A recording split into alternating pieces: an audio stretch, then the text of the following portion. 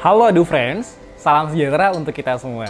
Terima kasih banyak buat EduFriends yang udah nonton Bedah Kampus bareng EduHeroes di episode pertama. Terima kasih juga nih buat EduFriends yang udah bertanya di kolom komentar dan bakal kita jawab sekarang. Dan buat EduFriends yang pengen bertanya seputar persiapan masuk kampus, langsung cek kolom komentar dan bertanya di situ.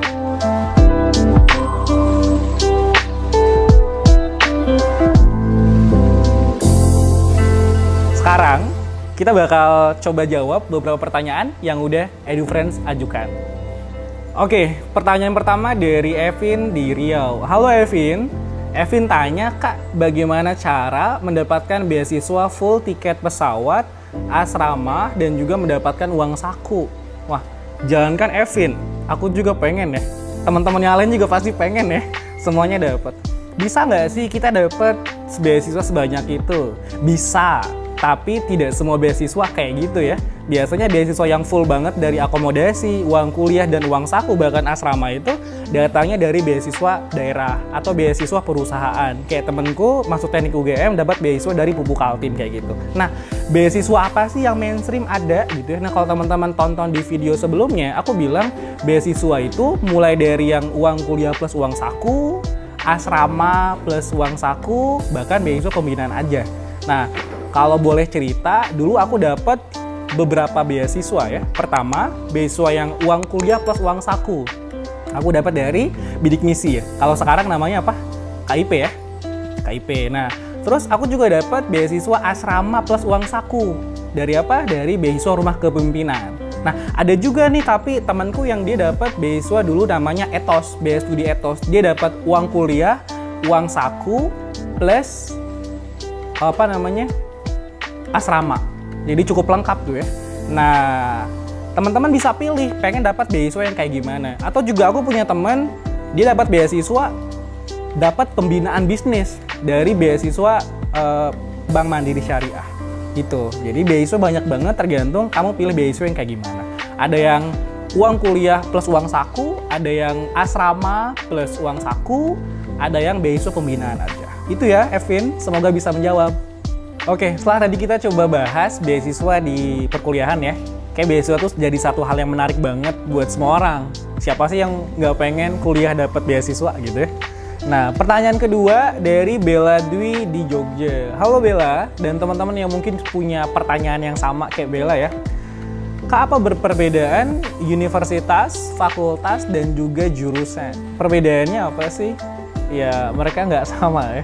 Nah, kalau universitas itu adalah apa sih? Satuan pendidikan resmi, kayak UGM, ITB gitu ya, atau UII, atau UI gitu ya, atau UIN ya. Jadi satuan pendidikan resmi. Nah, kalau fakultas apa? Ya, kalau fakultas divisi yang ada di universitasnya. Nah, fakultas apa sih maksudnya? Kalau bahasa Belandanya itu fakultet ya. Jadi bagian administratif dari suatu universitas. Nah, di dalam fakultas tadi itu ada beberapa prodi atau jurusan.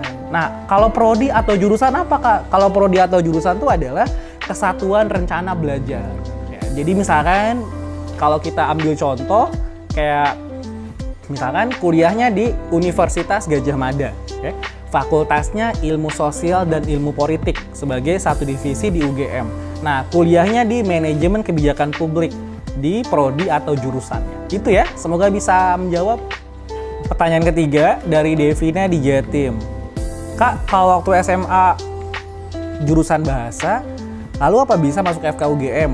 Kalau nggak bisa, lalu jurusan apa yang cocok untuk anak bahasa? Nah, ini menarik ya, pertanyaan menarik ini tentang jurus-menjurus ini ya.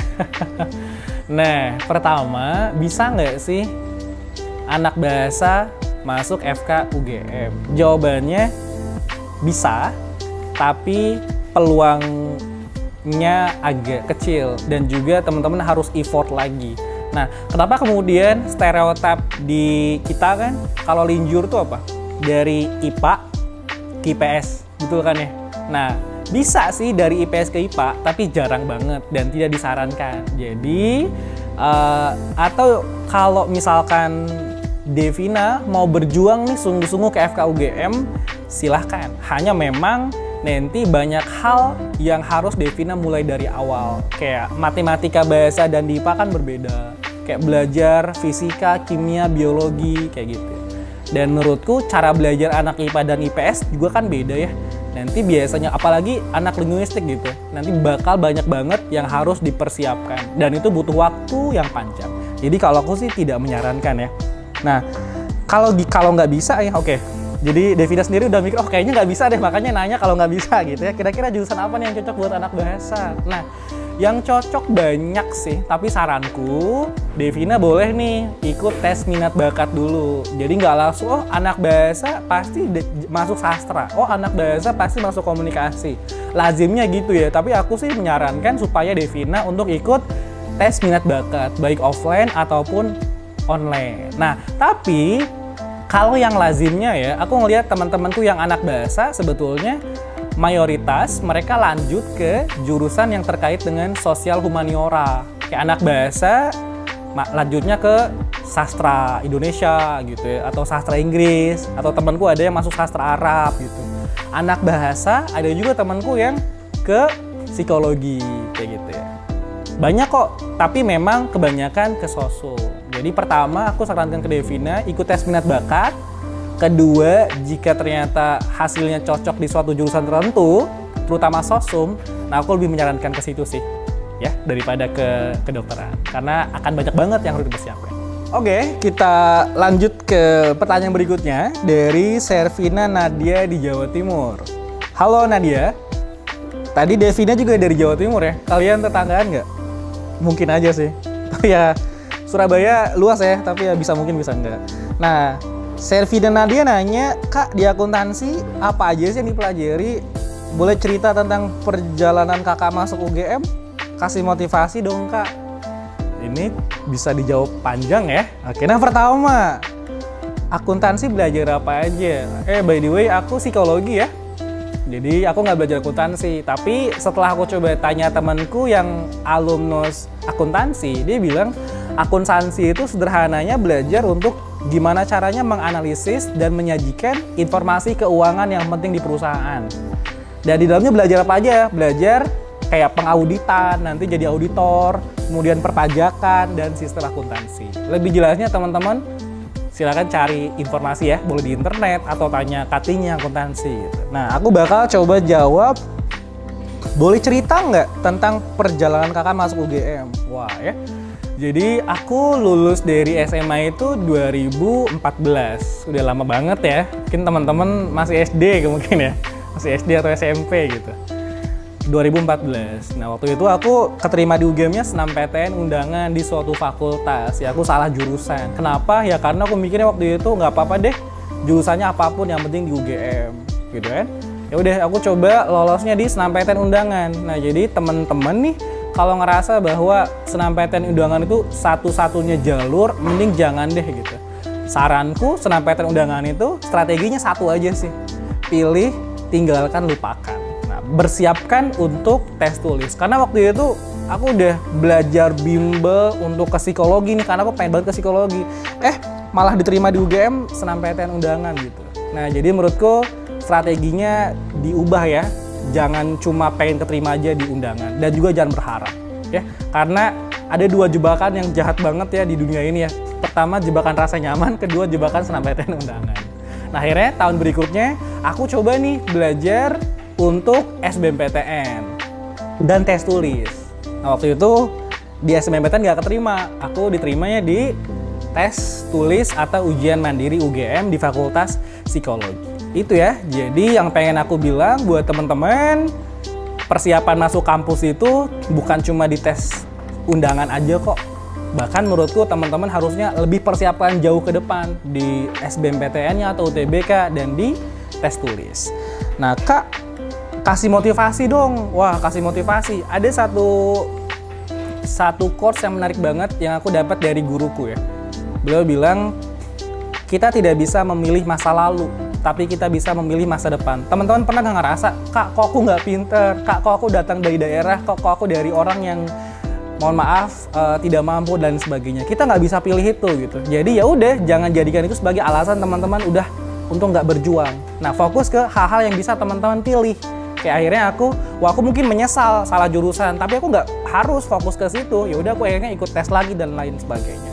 Itu ya, kalau teman-teman ngerasa nggak punya uang, cari beasiswa. Karena teman-teman nggak bisa pilih itu. Yang kedua, aku pengen bilang, bukan impian namanya jika tidak diperjuangkan hingga menang. Hingga menang ini yang kamu merasa lelah, capek, kayak aku dulu belajar dari jam 6 pagi sampai jam 6 sore, kayak gitu. Kayak aku coba cari beasiswa segala macam. Gitu ya. Semoga bisa menjawab dari Nadia di Jawa Timur. Oke, ini pertanyaan kelima, terakhir. Tapi jangan khawatir, buat teman-teman yang pertanyaannya pengen dijawab, boleh langsung bertanya di kolom komentar. Oke? Setelah tadi kita coba diskusi, dan aku jawab beberapa pertanyaan tentang beasiswa. Kemudian tentang perbedaan universitas, fakultas, dan jurusan. Kemudian gimana cara memilih jurusan buat yang linjur. Kemudian perjalanan pribadiku masuk UGM. Dan yang terakhir, ini ada pertanyaan dari Iqbal di Garut. Halo Iqbal, Garutnya mana nih? Malangbong atau di mana ya? Oke. Iqbal nanya, Kak, aku kan masih kelas 10. Oke.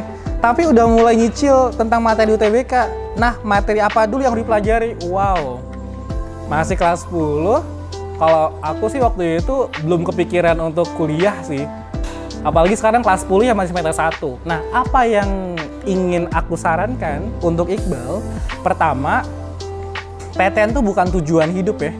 Itu sebagai jalan aja untuk masa depanmu gitu. Itu ya. Jadi jangan seolah kemudian masa sekolah kita itu hanya untuk PTN aja. Itu menurutku pribadi cukup sia-sia gitu. Jadi sebagai anak kelas 10, harusnya kalau aku dulu pernah kelas 10, kelas 11, 12, kelas 10 dan kelas 11 aku gunakan untuk apa? Untuk dua hal. Untuk aktualisasi dan eksplorasi diri. Perbanyak ikut organisasi, kayak aku dulu pernah jadi ketua MPK gitu. Kemudian perbanyak eksplorasi diri. Dulu aku pernah nulis buku misalkan, atau ikut lomba segala macam. Itu ya. Jadi jangan jadikan PTN sebagai tujuan hidup, ya. Sebagai anak SMA, kamu punya hidupmu sendiri, kamu punya teman-teman yang baik hati, kamu punya banyak kesempatan untuk menemukan jati dirimu ya. Kan anak SMA itu biasanya dia masih labil nih, aku pengen kemana. Menurutku daripada langsung kamu persiapan banyak untuk UTBK, ya lebih baik kamu explore dirimu, mengenal dirimu. Jadi jangan sampai ini ya, kayak 3 tahun tuh isinya cuma belajar gitu. Jadi sejak kapan sih seharusnya kamu mempersiapkan untuk kampus gitu? Kalau aku pribadi, kelas 10 tadi aku berusaha untuk mengenal diriku, eksplorasi, ikut lomba, organisasi. Nah, kelas 11 semester 2 gitu ya, baru teman-teman mencari tahu tentang tes masuk kampus, kemudian meyakinkan untuk memilih jurusan. Nah, semester 3 belajar segiat mungkin. Jadi untuk yang kelas 10, saranku pertama, optimalkan saat-saat berharga sebagai siswa SMA ya. Dan yang kedua, optimal di pelajaran formal gitu ya. Dan yang ketiga, tetap berusaha untuk mengeksplorasi dan aktualisasi potensi diri yang kamu punya. Itu ya. Oke. Itu tadi 5 pertanyaan yang udah aku jawab. Kita bakal lanjut ke episode berikutnya. Tapi buat teman-teman yang ngerasa, Kak, materinya belum cukup, Kak, aku pengen bertanya lebih lanjut, Kak, aku pengen mendapat informasi lebih banyak tentang PTN. Nah, jangan takut teman-teman. Hal itu semua bisa teman-teman akses di aplikasi belajar Widya Edu. Silahkan download di Play Store atau iOS. Di situ teman-teman pertama bisa belajar bareng Inspiring Tutor Widya Edu. Yang kedua bisa ngobrol bareng sesama pejuang PTN. Dan yang ketiga teman-teman bisa membaca banyak artikel belajar yang tersedia. Itu ya. Oke, segitu dulu Beda Kampus bareng Edi Horos di episode kali ini. Buat teman-teman yang pengen pertanyaan dijawab, kembali aku bilang silakan untuk bertanya di kolom komentar. Jangan lupa untuk subscribe, like, comment, dan share ke teman-teman ambismu. Sampai jumpa!